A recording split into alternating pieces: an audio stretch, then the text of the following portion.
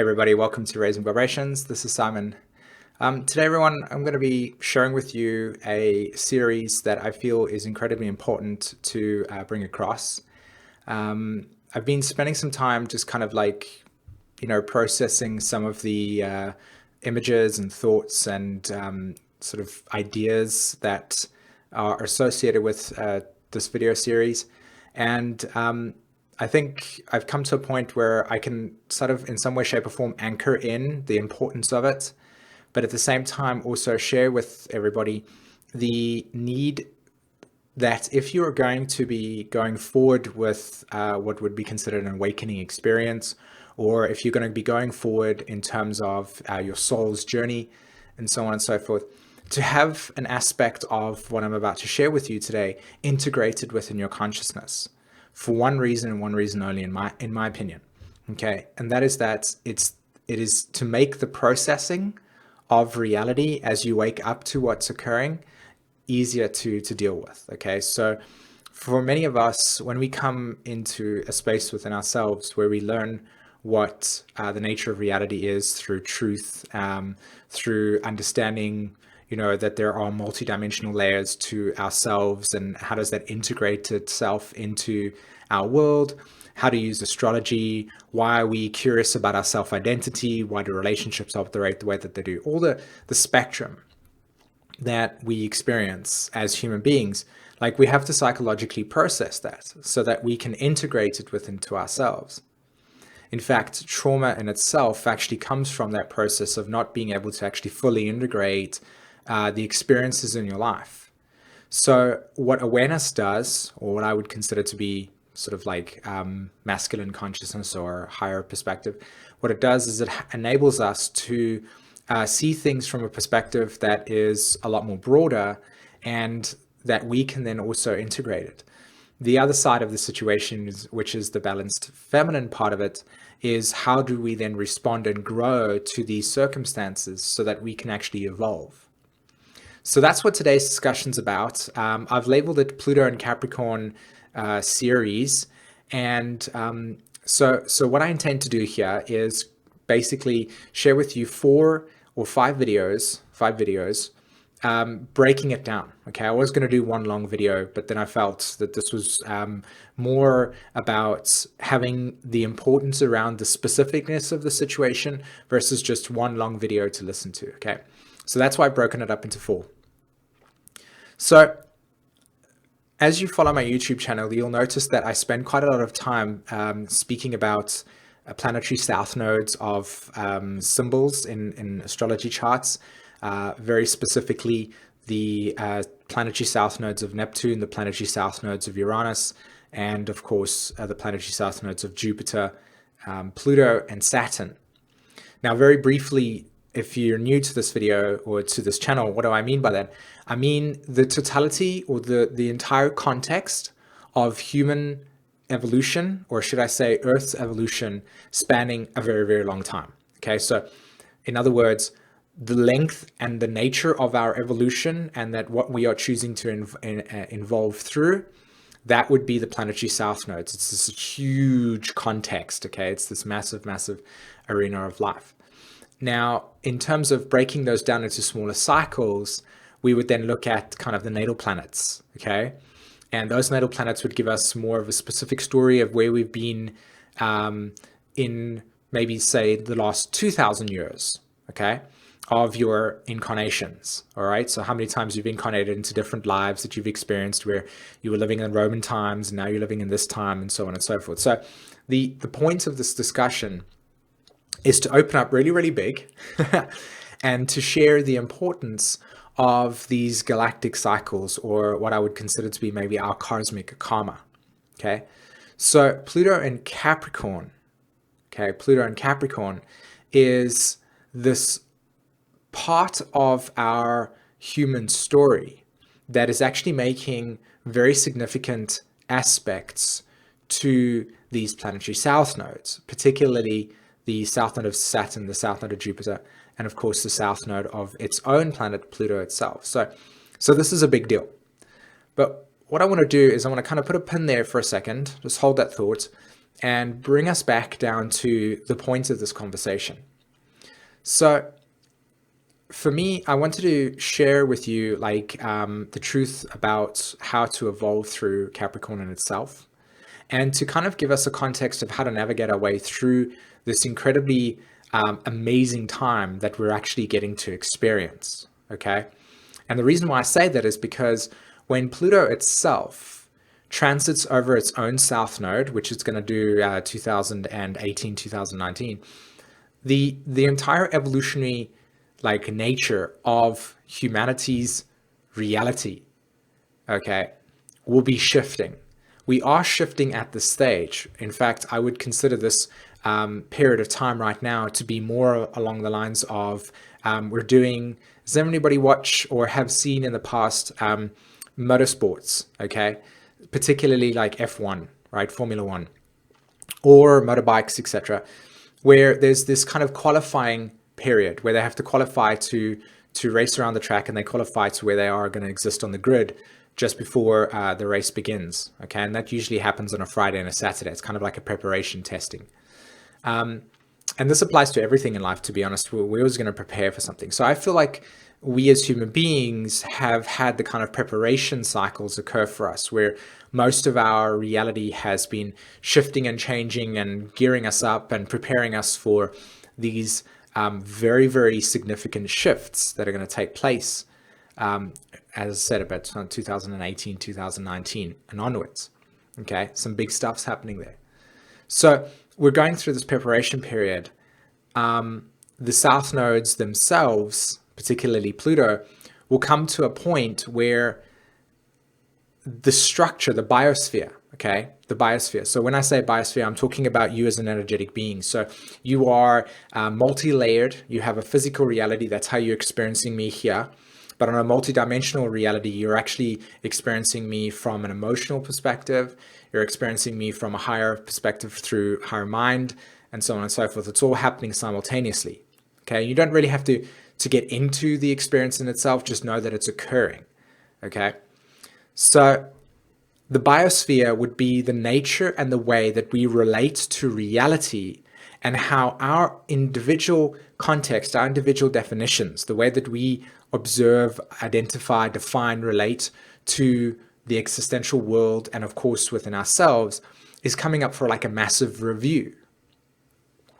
Okay, so that review would then be how we would start to look at certain things within our reality and understand it as the context being a little bit outdated or not working for us anymore. So on a smaller scale, you could actually identify this as something more along the lines of a generational shift. So many souls that are born in, say, for instance, 1940, 1950s, spent most of your life not really engaging in the technology that we have today. So for souls that are like born between, 1995 and onwards, their interaction with, or your interaction with technology is a lot more in your bioorganic field, right? It's inside of yourself right now. It's like in your sphere. Whereas, as I said, souls that were born prior to that stage would generally find that that electrical and technological advancement isn't in your bioorganic field. So your relationship to it is very odd and different, which means that if I were to be talking to you about Snapchat or Instagram or Twitter and so on and so forth, the relationship that you have to it would be very different to, say, somebody that is now obviously growing up as a teenager with this technology being infiltrated into their bioorganic field, okay? So you can imagine this as like, imagine you've got a bubble, okay? And this bubble is obviously filled with air, okay? And imagine it like this. This is actually super cool. So imagine that you have this bubble, and then the bubble is actually filled with jelly, okay? And imagine if I took a mobile telephone and like put it in through, like pierce the bubble and put it in to your field, but didn't actually touch you, like you couldn't grab it. So what the jelly would be doing is it would be actually holding the mobile telephone in this kind of stasis, and it would be in your field.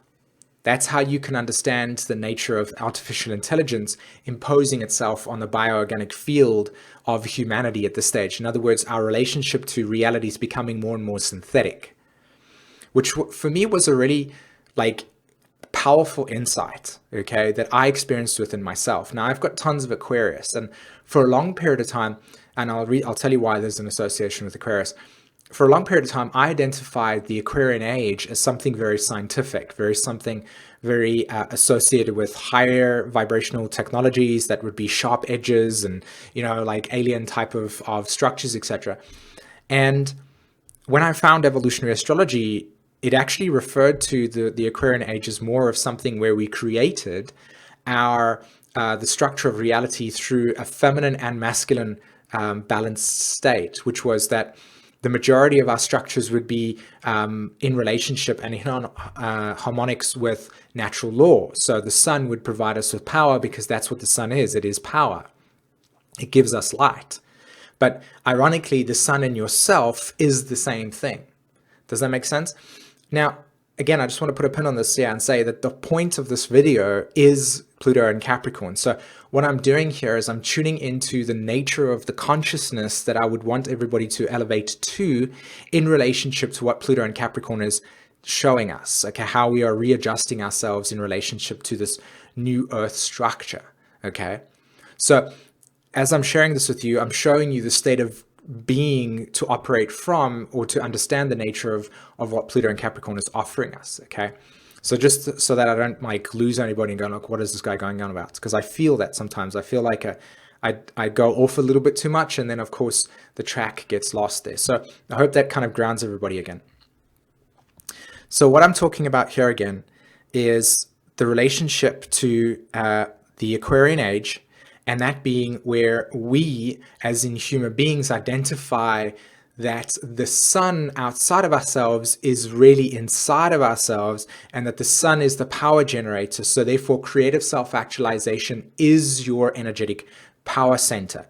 So to express, to be, to validate oneself, etc., is your sun. That's why if you look in astrology, for instance, and most people will know your sun sign, the reason why is because it's your soul purpose, it's your solar purpose, it's the place that you are having the brightest aspect of yourself present. And so therefore that is what you're working on. So it's your solar purpose, soul purpose. Does that make sense? Right. So that we identify that within ourselves, then what we do is we start operating and manifesting from an organic place within inside of ourselves, realizing that we are there's an alignment. Okay, there's an alignment with ourselves. We recognize that we need organic food to survive, so therefore we create structures within ourselves and within our homes that is in relationship to our body's natural cycles.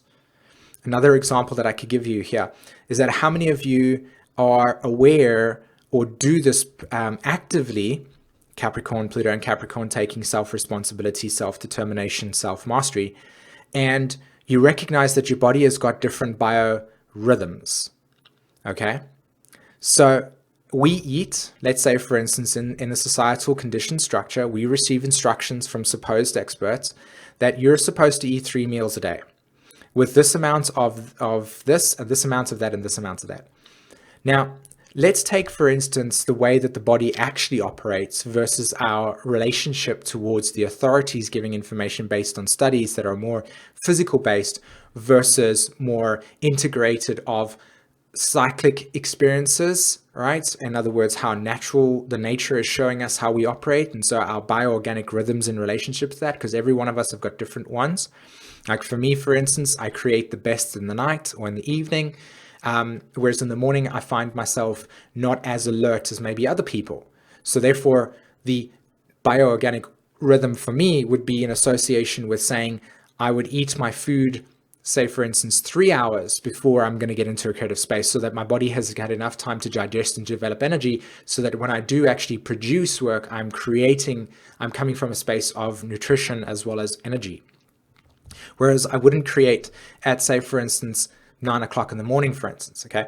The point I'm trying to make here is that, so we've got these bioorganic rhythms, and your body works like this in this sense. You have a flushing out period, which would be a period of time where you would need to actually drink a certain percentage of water, preferably water that's been filtrated and remineralized. You would drink that and then probably eat some fruit. The reason why fruit would be a great process is because it contains natural sugars, of course, as well as fiber. So fiber and water would be a great flushing out tool for your body to use, because what it's doing is it's responding to the previous cycle that it just had, which was a food ingesting process. So you ate food, it contains information, your body's in relationship to the food, and it's saying, hey, this is not organic, i.e. GMO, and so therefore I don't know how to break down the structure. It's not organic. Right? As an example, we eat cereal, for instance. That is man-made. Okay, the corn, yes, fantastic. But the process of getting the corn from the cob into the cornflakes, for instance, has already destroyed its organic structure. By the time you actually consume it, the nonsense that gets put on the actual the labels of the box, for instance, is more mental than it is physical. Like, your body's not going to respond to it saying, oh, look, vitamin B or something like that. It's not going to work like it. It's saying, this is processed. It's lost its organic blueprint. I don't know how to respond to it because I only respond based on organic blueprint. So therefore the DNA coding within that food gets destroyed, and then your body has to break it down, but it hasn't got the instructions to do that. It doesn't know. So it goes to a place of like, I don't know what to do with this kind of thing. So most of us actually suffer from and experience what I would consider to be distortion within our energetic field. Pluto in Capricorn. Okay, Pluto moving through Capricorn is revealing to us the distortions within our energetic fields that have come through lifetimes of oppression, lifetimes of suppression. Okay, Capricorn correlates to suppression and oppression. Why? Because it is boundaries. It is the process of putting limitations on things. So naturally, when we as a collective race evolve through the south node of Pluto, evolve through the south node of Jupiter, and Saturn, all in a Capricorn, as a collective race, we're evolving through an entire evolutionary cycle of what it means to have structure. Therefore, we have different forms of structure in our lives. At one point, we have an intense period of patriarchy. Now we're moving into a structure where it's more about like trade agreements and so on and so forth, and the way that the law works. As an example, we're learning how boundaries and definitions and so on and so forth is occurring. So what we have here is a mainstream society that will operate through needing to be told what to do. Okay, now I'm going to add an extra layer to this situation, and I really hope that I'm holding everybody's consciousness at this stage, and that is, pardon me, and that is that consciousness has different stages of evolution, which means that if you're going to be operating from an evolutionary state within yourself that has observed lifetimes of lifetimes of lifetimes and has the veil of Maya removed, then, or has lots of holes through the Maya so that you see reality for what it is versus the cloak, then what will happen is that your response to consciousness that is not yet evolved through those structures, i.e. through social structures yet, will be seen as somebody that doesn't get it. They're dumb, they're stupid, or that they're not evolved, or they're still in ego consciousness or in duality, as an example. Okay? Now, the point that I'm trying to bring up here in response to that was that as evolution, or should I say consciousness, chooses to incarnate onto the dimension of Earth, then what happens here is that it evolves through these structures. It needs to evolve through these structures first. So we're always going to have within the collective field a group of people that are going to operate through structure and needing to be told what to do. So there's always going to be the necessity for the news, controlled media. That's in a part of acceptance for reality for what it is. It's a really, really big deal to be able to understand this and integrate it into yourself, to process the fact that there are certain people that won't understand what chemtrails are about. There will certain people that won't understand that climate change is definitions that are being used to confuse people, and that it's not actually climate change in itself. It's just humanity's consciousness awakening to a state that is broken free from shackles. And so the climate of the state, Pluto and Capricorn biosphere collapsing, is everybody waking up and going, oh my God, it is true. There are a group of people that are running the world at this point in time that have zero interest in humanity's heart-centered beingness. And that as long as you aren't aware of this process, we'll just keep on making sure that you are in some way, shape or form looking in the wrong direction, observing the wrong thing, and so on and so forth. And that's a big deal. Pluto and Capricorn, taking responsibility for the realization that life on Earth doesn't actually owe you anything. There isn't anything to be owed you. You don't choose to incarnate onto this plane and go, yep, guys, I was born, and this is a big deal. This is a big deal. Okay. I think that this is a part, and this is also what I want to share with you guys today, is that, a part of this video that I'm putting out in this sense is showing you vulnerability from my point of view, and also showing you that as much as I would like to keep everything in a very balanced and harmonic state, we need to honor truth and the necessity for emancipation of our illusions and delusions and ideals about what we think reality is versus what it actually is. Okay? And that is that, firstly, accepting that when we incarnate into this plane, life doesn't owe you anything. It doesn't come along and say, okay, Simon, you know what, you really deserve it. So there's a deep understanding of taking responsibility for one's life. That means being vulnerable in situations and going, shit, I don't actually know what to do in this situation. I've never been trained for it. I don't know how to respond to it. And it's going to suck, because when I have to respond to it or deal with it in some way, shape, or form, it might mean that a period of my life might not be as wonderful as I would want it to be. How do you accept and process and psychologically work through that stuff? That is an aspect of creation. That is an aspect of meeting God. And when I say God, I don't mean a biblical version of that. I mean it loosely in the sense of a relationship to something that is essentially more enormous than the ego. Okay, your higher self, and if we want to work it through that statement. So the point here with Pluto and Capricorn, again, is the realization of this distortions, our energetic fields. It is the realization that we have become so far away from our natural ways that, to a certain degree, I don't actually think any of us actually know what our most vulnerable and authentic state is. I think that we have an idea of it. I think that we can express an aspect of it. But to truly, truly be and operate from that space of total openness and oneness, and a sense of having balanced and feminine and masculine within ourselves, and also understanding our origins, me personally, I'm saying it, I don't think we know what that's like. Firstly, because I feel that we have evolved through the structures of reality to the point where, through at least patriarchy, most of us carry with us deep energetic wounding regarding self-worth, regarding the need for validation of your own energetic field. I mean, how many of you guys actually, including myself, this is why I'm sharing this with you today, honor your energetic space? So an example that I could give you is, I do these videos. There's a part of me that feels every single time I finished a video to go, I really hope that I was able to bring all of myself to the table so that you, the listener, you, the person that's watching this, has not wasted your time.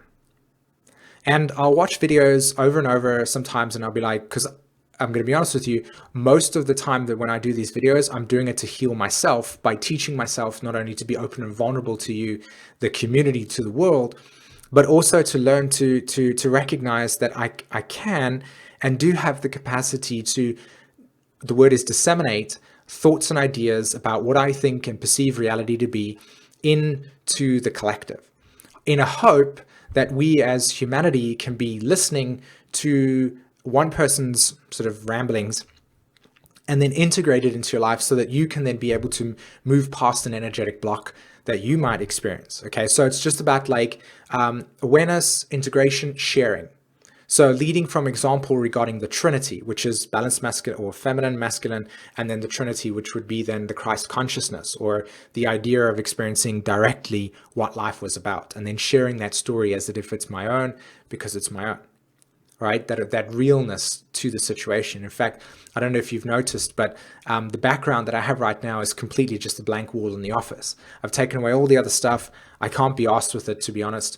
There's a part of me that feels like I would want to offer more of my authentic space to everybody, because that's what I want to symbolize, because that's where the truth of reality exists for every one of us, especially as Pluto moves through Capricorn. And this is a big deal. This is what I want to do, to add to the story and really emphasize with, I hate to admit it, but 1,000 sort of like exclamation marks behind it. Anyway, the point was, again, that vulnerability, openness, and our relationship to understanding that we're trying to achieve a spiritual state that is really associated with ideals, etc. But because of our timelines in terms of past lives being evolved through the structure of reality, and our consciousness not being as illuminated as what we could have had it to be for many reasons, we carry with us a lot of energetic debris. And part of that process, Pluto in Capricorn, Capricorn as an archetype in itself, the sun in Capricorn, Mercury retrograde in Capricorn as it stands at the stage, is recognizing your own sort of kryptonite, your own sort of trauma, your own sort of emotional suppression that you and me basically operate from, that stops us from experiencing life through the lens of vulnerability, through openness, okay, through truth and authenticity, like to be able to respond from a place of, I don't know how you would want to define it, but you get the point I'm trying to make, like realism. Because of these lifetimes and these distortions, much of what we're going to be experiencing today, and of course, as Pluto is moving through Capricorn, is seeing a polarized reality. Whereas there's a group of people that are in a state of awareness, and this is not going to be fun for many souls, but unfortunately, the truth liberates. It doesn't cause pain.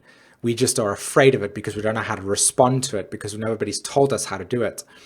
And that is that if we evolve through the realization and we integrate within ourselves the realization and process the realization that a majority of souls will evolve through the Pluto Capricorn structures, the structures of reality, Capricorn in itself, and that there will always be an aspect of reality that will be distorted, right, because of the duality.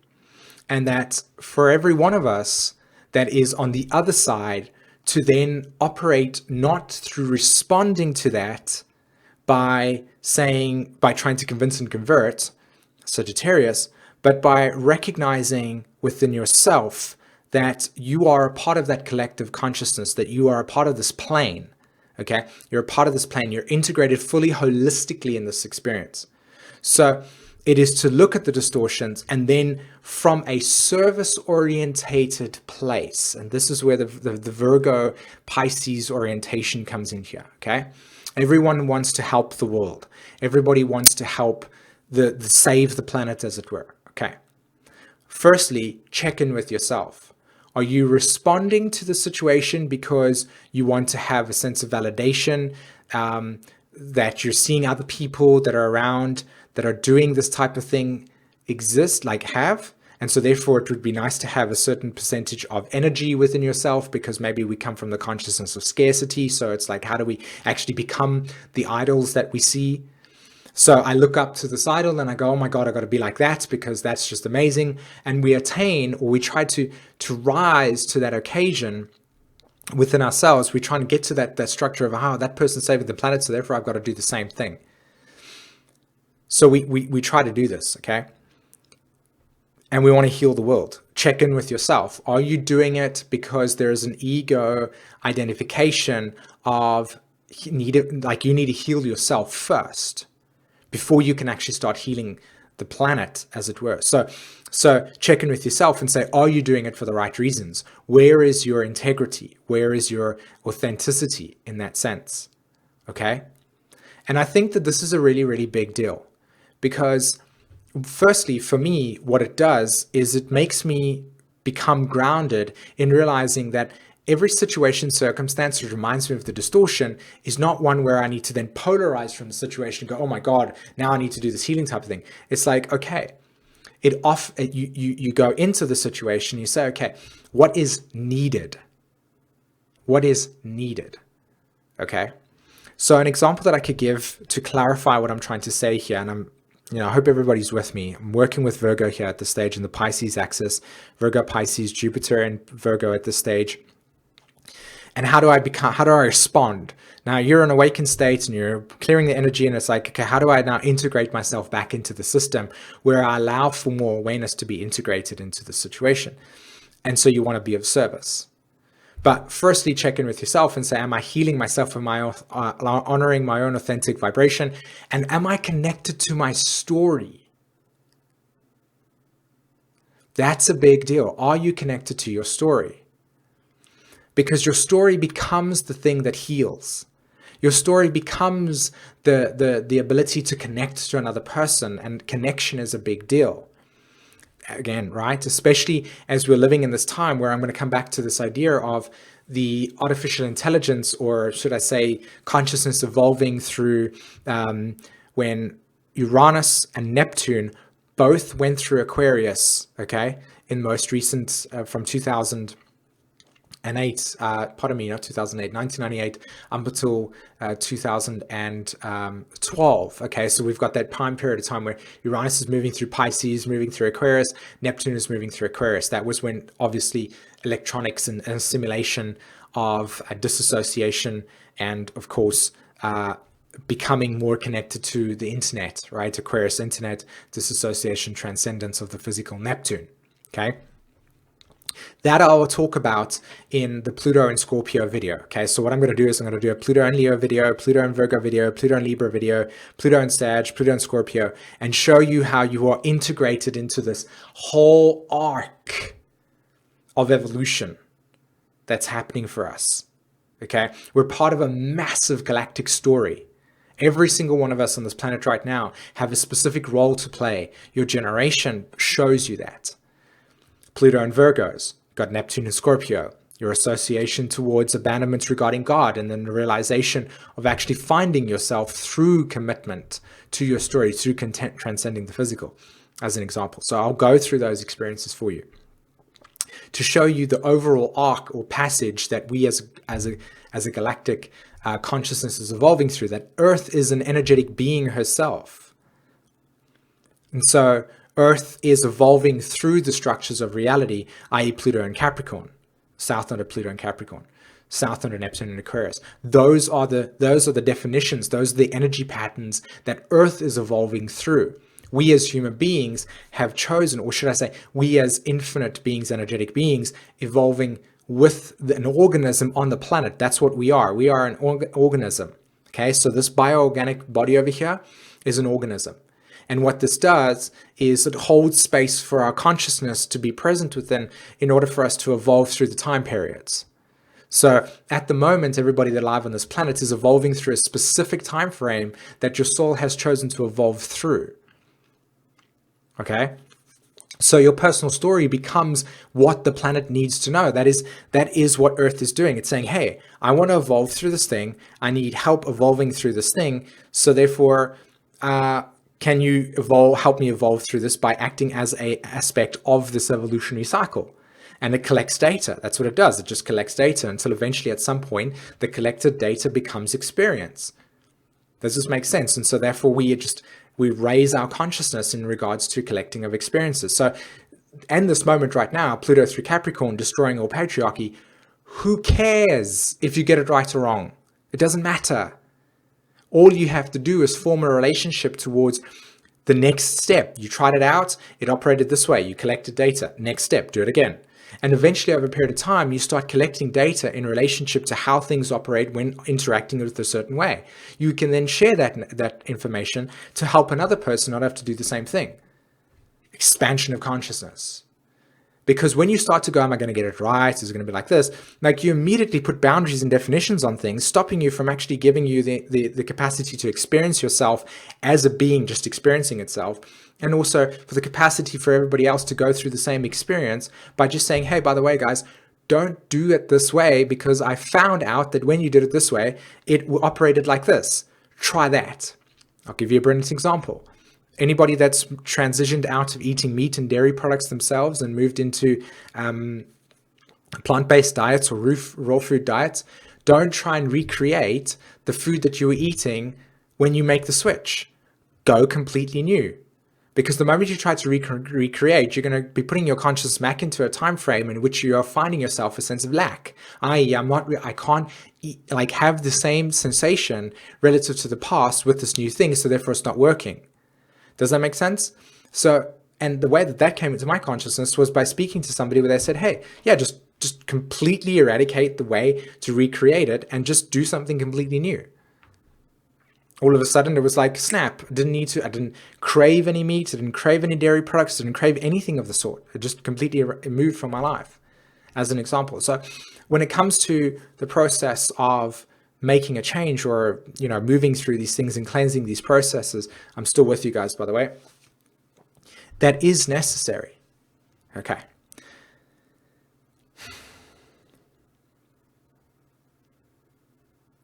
The galactic cycle that I'm talking about here and collecting data is for the expansion of consciousness, and this is how Earth's moving through this process. Each of us have chosen to incarnate in this period of time to help ourselves evolve through that. Each of us have a story. That story becomes our service. But you first have to clear your energetic debris around you. And that's what Pluto through Capricorn is doing for us at this stage, is realizing the bioorganic sphere that we've had around us, literally interacting with it, waking up to the story, going, oh my God, I'm responsible for my life. Then from that point of view, taking and making choices through vulnerability, i.e. by owning your own space, recognizing your own space. Like I said before, how many of us actually do own our own space? How many of us actually do take our time, Capricorn time, to listen to what is essential for us, and then to operate from that space. So coming back to the service thing again. Okay, you want to be of service to the planet. You can be of service to the planet by being of service to yourself, because you are the planet.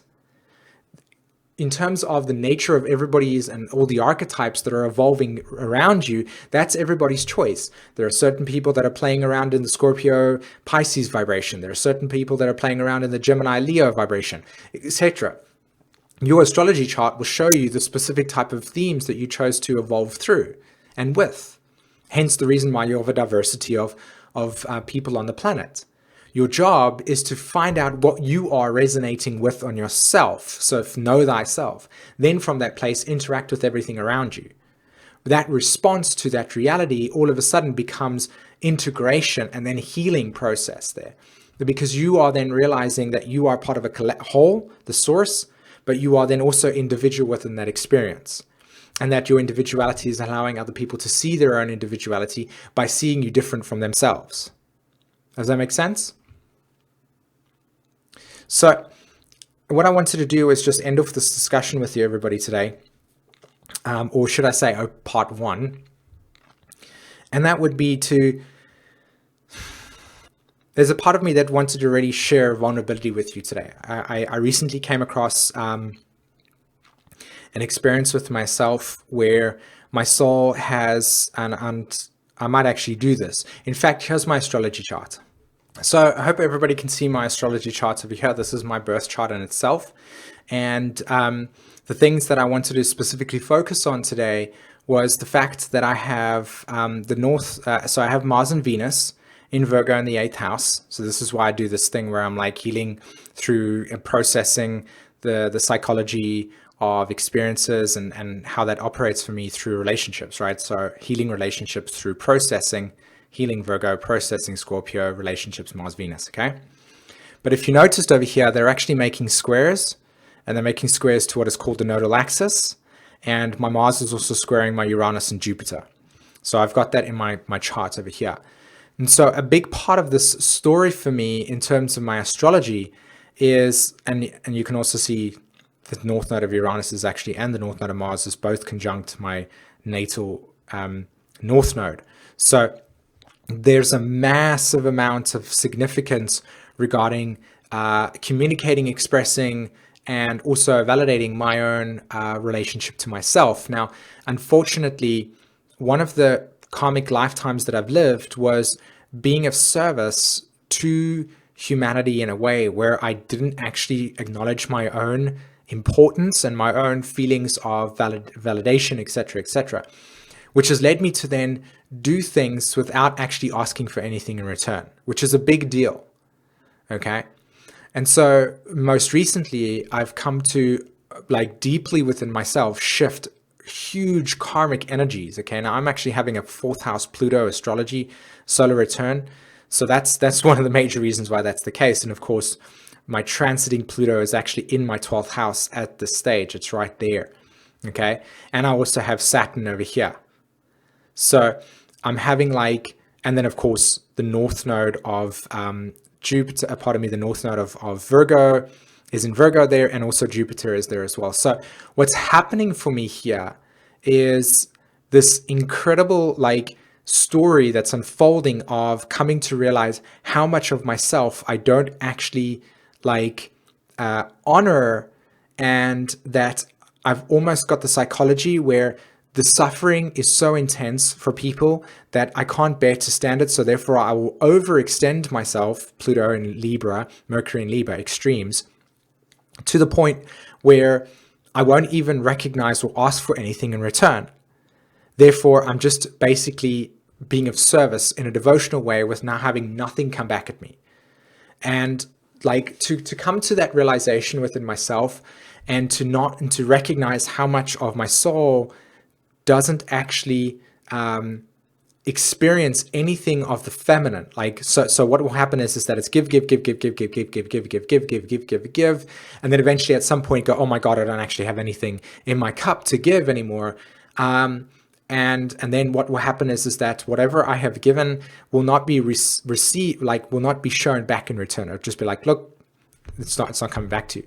And so I've recently learned the lessons, like in a very intense way, that part of my process is actually the suffering of something is so intense, because the suffering with my own soul from past lives is so intense that when I see it, like I immediately respond to it by trying to fix it.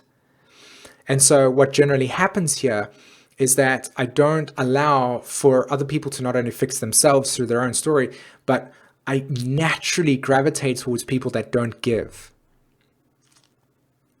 And so that puts me in a situation where I'm having to then, through that experience, come to these realizations that if I don't ask for anything in return, nothing's going to give back to me in that case. And that was just recently what happened to me over the last 2 or 3 days.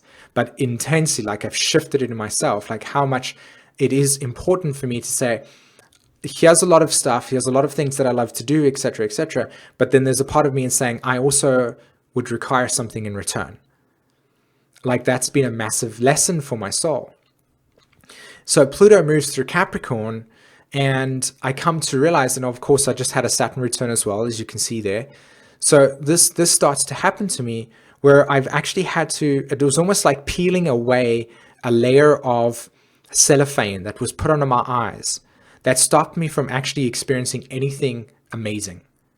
And like I would even convince myself that it wasn't allowed. So the point that I'm trying to make here that I just wanted to share was just like the amount of vulnerability that you have to experience within yourself to be open to the fact that, hey, you do actually do this. There is a part of you that is wounded that might not actually show up in your life as something that's healthy. And that when you actually step into realizing that this is a part of you and being open and vulnerable to that point, like there is actually so much strength in that place. It's unbelievable. It's like incredible to actually experience how much strength you can have, and how much like a sense of compassion you can apply to yourself by actually being vulnerable and realizing, or being humble in that experience, by looking at yourself and saying, you know what, hey, like this has been a part of my journey. I haven't actually been completely and utterly honoring my own authentic space. And that needs some nurturing, that needs some just basically that like nurturing. I don't have any other words to describe this.